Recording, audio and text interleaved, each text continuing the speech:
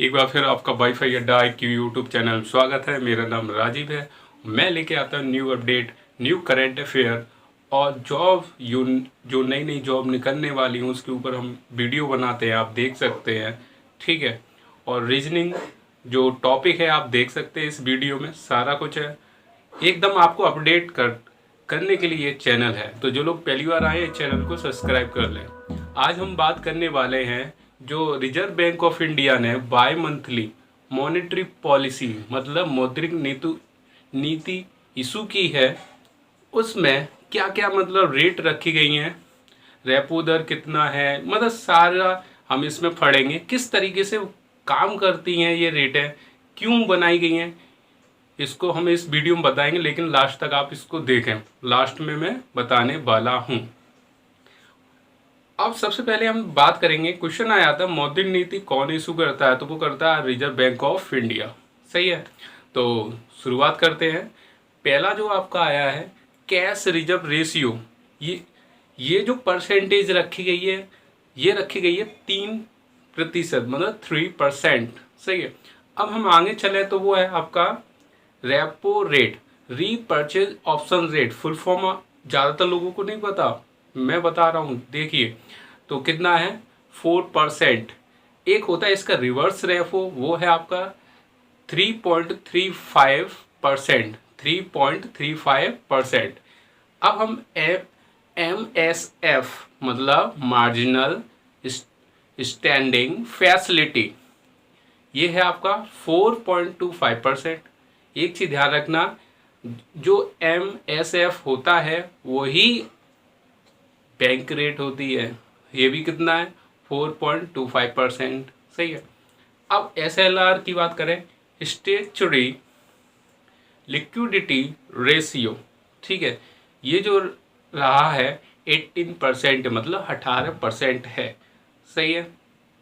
तो अब हम बात कर लें कि ये जो दरें हैं, वैसे तो आप स्क्रीनशॉट में देख सकते हो, ये सारी की सारी दी हुई है, मैंने बता दी हैं।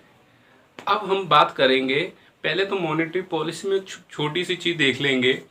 जैसे जो हमारी मौद्रिक नीति है, मौद्रिक नीति। सही है। मॉनेटरी पॉलिसी, इसमें कितने मेंबर होते हैं? 6 होते हैं। कितने होते हैं? 6। जिसमें से 3 जो आते हैं वो आपके RBI के थ्रू आते हैं, और जो 3 आते हैं वो गवर्नमेंट ऑफ इंडिया से आते हैं। सही है। अब ये हो गया इसका। अब हम बात करेंगे कि ये जो हमारा रेपो बहुत ज़्यादा पॉपुलर वर्ड होता है, तो रेपो क्या होती है उसके हम बारे में बात करते हैं। सही है। तो जैसे ये एक बैंक है, ये क्या है? RBI है, ध्यान रखना। SBI, एक ये क्या है? SBI। ठीक है। चलो तालवाद में समझना, मैं आपको एक बता रहा हूँ, एग्जाम्पल है। ये रेपो दर की बात कर लें। ठीक है। या मैं कोई दूसरा बैंक ऑफ बड़ौदा कर देता हूँ, बैंक ऑफ बड़ौदा। सही है। अब समझ में आ जाएगा।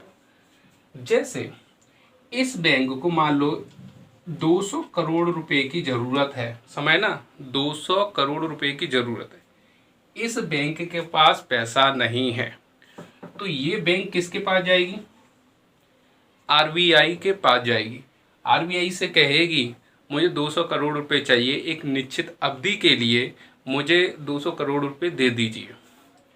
RBI इसे 200 करोड़ रुपए दे देगी। एग्जाम्पल है, अमाउंट फिक्स नहीं होता, कम ज़्यादा हो सकता है, सिर्फ एग्जाम्पल है। तो ये वो पैसा इसको बैंक ऑफ बड़ौदा को दे देगी। तो बैंक ऑफ बड़ौदा जिस दर पे देगी, जिस दर पर देगी, वो होगा हमारा रेपो रेट, मतलब रेपो रेट मतलब रेपो दर। ठीक है। एक वाणिज्य कॉमर्शियल बैंक RBI से निश्चित अवधि के लिए जो धन लेती है, जिस दर पर लेती है, जिस दर पर लेती है उसे कहते हैं रेपो रेट, मतलब it is called repo rate. इसका मतलब समझिए, इसका मतलब हो गया रीपर्चेज ऑप्शन रेट। रीपर्चेज मतलब इसे सिक्योरिटी रखनी पड़ती है, ये दोबारा फिर खरीदेगा तब वो पैसा वापस करेगा, इसलिए रीपर्चेज ऑप्शन रेट होता है। बैंकिंग जब पढ़ाऊंगा तब आप देख लेना, ठीक है। ये वाला आ गया। अब रिवर्स रेपो की बात करते हैं। पहले ये वाली चीज़ समझ में आ रही है, जब भी कोई भी बैंक आरबीआई से उधार ले तो क्या होता है, पैसा, तो वो जिस दर पे लेता है वो क्या होता है, रेपो रेट। अब मैं इसे हटा दूं,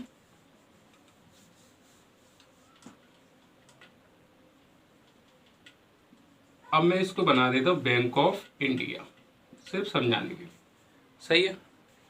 बैंक ऑफ इंडिया पे मान लो 300 करोड़ रुपए है, जिसमें वो क्या कर रही है, 200 करोड़ अपने यूज कर रही है, बचे कितने, 100 करोड़, 100 करोड़ बचे। अब आप ही को ले लीजिए, मान लो आपके पास ज़्यादा पैसा है तो आप कहीं ना कहीं इन्वेस्ट करेंगे या डिपॉजिट करेंगे, कुछ ना कुछ उससे क्या करें, प्राप्ति हो। जैसे सेविंग अकाउंट या किसी भी अकाउंट में इन्वेस्ट करते हैं तो इंटरेस्ट आपको मिलती रहे, मतलब आप भी चाहते हो पैसे से कुछ कमाई हो जाए, सही है। तो कुछ लोग ये बोलते हैं रिवर्स रेपो की हम बात कर लें। रिवर्स रेपो का मतलब कुछ लोग ये कहते हैं, जब भी कोई आरबीआई बैंकों से पैसा जो उधार लेती, जिस दर पर लेती है, उसे रिवर्स रेपो कहते हैं। आप थोड़ा सा एक बात सोचिए, आरबीआई को पैसे लेने की क्या जरूरत पड़ सकती है, इस पे तो इतना धन है कि पूरे देश को चला ले। तो मैं आपको बता देता हूँ, ऐसे शब्दों में हम कह सकते हैं कि आरबीआई उधार ले सकती है, लेकिन एक तरीका ये होता है, जैसे बैंक ऑफ इंडिया पे मतलब जितना भी ट्रांजैक्शन किया, मतलब पूरा लेन देन करने के बाद किसी बैंक में पैसा बच रहा है, वो सोचता है कि अब मैं इससे कुछ कमाई कर लूँ। तो मान लो जी 100 करोड़ रुपए बच रहा है उन पे, तो उसने क्या किया, ये जो किसको दे दिया, आरबीआई को। आरबीआई इस पे क्या करेगी, एक दर पर ब्याज देगी। क्या देगी, ब्याज देगी, मतलब एक तरीके से ब्याज देगी, और जिस दर पर देगी वो क्या होगा, रिवर्स रेपो रेट। बात समझ में आ गई कि नहीं। रिवर्स रेपो में क्या होता है, जब आरबीआई बैंक ऑफ इंडिया मतलब कोई भी वाणिज्य बैंक से पैसा लेती है, जिस दर पर लेती है उस दर को क्या कहते हैं, रिवर्स रेपो। लेकिन रियलिटी ये होती है, किसी भी बैंक में ज़्यादा पैसा होता है, वो सोचता है कि मेरा पैसा थोड़ा सा बढ़े, तो वो इसको दे देगी किस पे, आरबीआई को। अभी आपने देखा था बैंक ऑफ बड़ौदा को दिए थे, इसने कितने दिए थे, 200 करोड़। एग्जाम्पल है, कितने पे दिए थे, 4% पे दिए होंगे, क्योंकि रिवर्स वो रेपो यही चल रहा है। और दूसरे से ले कितने पे रही है, 3.35 ले रही है कि नहीं। इन दोनों में अंतर कितने का है, 0.65%, ठीक है। तो ये भी प्रॉफिट ही हो रही है, आरबीआई कोई बच्चा तो नहीं है, वो भी तो कुछ प्रॉफिट करेगी, एक दूसरे से लेके एक दूसरे को देना, ठीक है। तो आशा करता हूँ आपकी समझ में ये वाला कॉन्सेप्ट आया होगा, आरबीआई किस तरीके से रेपो यूज करती है, किस तरीके से रेपो रिवर्स रेपो यूज करती है। अब हम थोड़ा वर्तमान की स्थिति देख लें, आरबीआई की क्या चल रही है। इसको मैं हटा दूं, देखो आरबीआई में एक आपका होता है गवर्नर, जो कि अभी वर्तमान में कौन है, शक्तिकांत दास, कौन से में, 25वें नंबर के। अब हम शुरुआत में चलते, जब भी रिजर्व बैंक ऑफ इंडिया की स्थापना हुई थी 1 अप्रैल 1935 में हुई थी। अब देश आज़ाद नहीं हुआ तो विदेशी होगा गवर्नर, तो विदेशी कौन था, ऑसबॉर्न स्मिथ। दूसरे टेलर थे, पूरा नाम नहीं पता, दूसरा कोई नहीं पूछता। तीसरा और भारत का, स्वतंत्र भारत का पहला गवर्नर थे सीडी देशमुख। कौन, सीडी देशमुख, सही है। एक चीज और मैं बता दूं, अभी जो है जो 1 रुपये के नोट को छोड़ दीजिए, बाकी के सभी नोटों पर हमेशा रिजर्व बैंक ऑफ इंडिया के साइन होते हैं। 1 रुपये के नोट पर आपके वित्त सचिव के होंगे, फाइनेंस सेक्रेटरी। ठीक है। अब एक और चीज़ ध्यान रखना, जो नोट होता है वो 10,000 का मैक्सिमम बन सकता है, सिक्का होता है 1,000 का मैक्सिमम बन सकता है, मतलब कॉइंस एक्ट 1906। ठीक है। तो ये अब डीप में हम बाद में जाएंगे। अब हम बात कर लें, और इसके कितने गवर्नर होते हैं? 4। फिलहाल तो एक कौन है, अब्सेंट मतलब रिजाइन दे दिया, वो कौन थे? बिरल आचार्य। एक और चीज कुछ एक बुक आ सकती है, बिरल आचार्य ने एक नई बुक लॉन्च की, वो कौन सी है? Quest for financial stability in India of India, sorry. ठीक है। तो अभी 3 कौन कौन से है गवर्नर? ये है हमारे डिप्टी गवर्नर। ठीक है। ये कौन है? Deputy governor.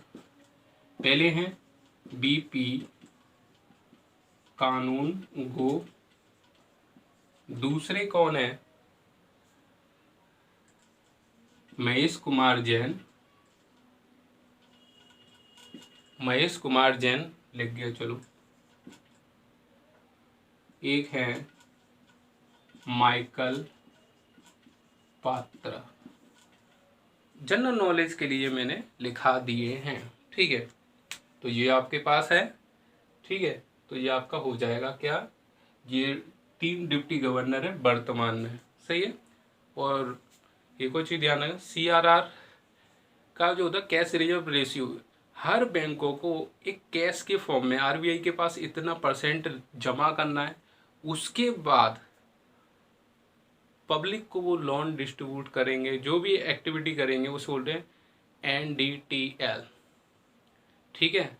तो ये डीप में जाएंगे बैंकिंग जब पढ़ेंगे। फिलहाल तो यही है, कैश रिजर्व रेशियो एक निश्चित % होता है जो कि RBI को रखना होता है वाणिज्य बैंकों को, उसके बाद वो लेन देन करते हैं बैंकों के। ठीक है। तो जो लोग पहली बार इस चैनल पे आए, चैनल को सब्सक्राइब करें, लाइक करें और शेयर करें। ठीक है। मिलते हैं अगले वीडियो में।